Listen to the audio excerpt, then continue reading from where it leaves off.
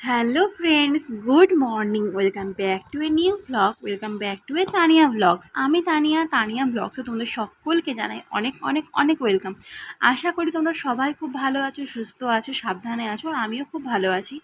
সকালবেলা স্নান করার পরে যেমন কাজকর্ম থাকে রেগুলার বেসিসে, সেসব করে এখন একটু সিঁদুর পরে নিলাম। আর সিঁদুর পরলে সত্যিই মুখটা কিন্তু অন্যরকম হয়ে যায়। আর তারপর আমার থাইরয়েডের ওষুধটা খেয়ে এখন ওপর থেকে নিচে চলে যাবো, লাইট ফ্যান সব বন্ধ করে দিলাম। আর বৃষ্টি বৃষ্টি ওয়েদার, মেঘ করে আছে, ঝিরঝির করে মাঝে মধ্যে বৃষ্টি পড়ে, সব জামাকাপড় ঘরের ভেতরেই মেলে দিলাম। তারপরে এই যে বৃহস্পতিবার তোমার দাদাভাইয়ের দোকানে ফুল দিতে যাচ্ছি। ঘরের সমস্ত ফুল টুলগুলো গুছিয়ে রেখে এখন দাদাভাইয়ের দোকানে ফুলটা দিয়ে চলে এলাম। ও দোকানে সব ফুলগুলো গুছিয়ে দিয়ে দেবে। আর এখানে এসে একটা কিউট বিড়াল ছানাকে দেখতে পেয়ে মনটাই খুশি হয়ে গেল। তারপর এখন তো বাপি টাইম টাইম ড্রপ চলছে, তোমাদেরকে বললাম, যেহেতু চোখের অপারেশন হয়েছে কী করা যাবে বলো। ওই জন্য এই যে এখন আবার ড্রপ ছিল, 10 মিনিট আগে আবার দিয়ে গেছি, এটা আবার 10 মিনিট পরে হচ্ছে। আর 10 মিনিট 15 মিনিট ছাড়া ছাড়া না দিলে না আমি ঠিক মানে কমপ্লিট করতে পারছি না। দুপুরের সময়টা তো একটুখানি ঘুমাতে দিতে হবে, বা নিজেরাও তো ঘুমাবো। সেই সময় যদি বলি চোখটা খুলুন ডব দেবো, মানুষেরও তো বিরক্ত হবে, আর নিজেও তো দিতে পারবো না।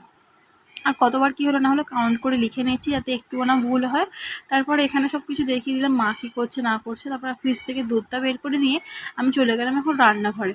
তখন দুধটা পড়ে আছে আগের দিন থেকে, কেউ খাচ্ছে না। ওই জন্য ভাবলাম দুধটা পড়ে পড়ে নষ্ট হওয়ার থেকে দুধটা দিয়ে একটু চা করে নিই, সবাই খেয়ে নেবে। তাই দুধের মধ্যে একটুখানি জল অ্যাড করে, এর মধ্যে আর কোনো গুঁড়ো দুধ দেবো না, এর মধ্যে একটু আদা দিয়েছি, একটুখানি এলাচ দিয়ে, আর তোমার কী বলে, চা পাতা বেশি করে একটুখানি দিয়ে, চিনি দিয়ে ভালো করে চাটাকে ফুটিয়ে নিলাম। বেশ টেস্টি চা রেডি হয়ে গেল।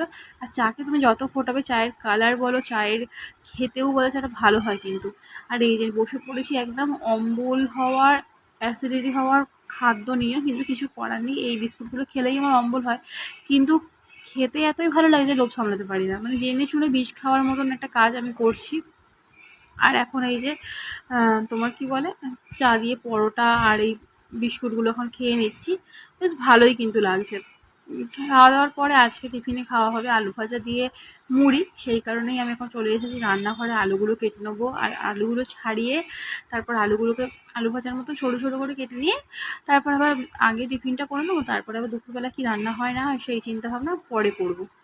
আর এই যে দেখতেই পাচ্ছ, আলুগুলোকে ঝিরিঝিরি করে কেটে নিয়েছি। আর আলুগুলোকে যত সরু সরু করে কাটা হবে না, তত তাড়াতাড়ি ভাজাটাও হয়ে যায় আর খেতেও ভালো লাগে।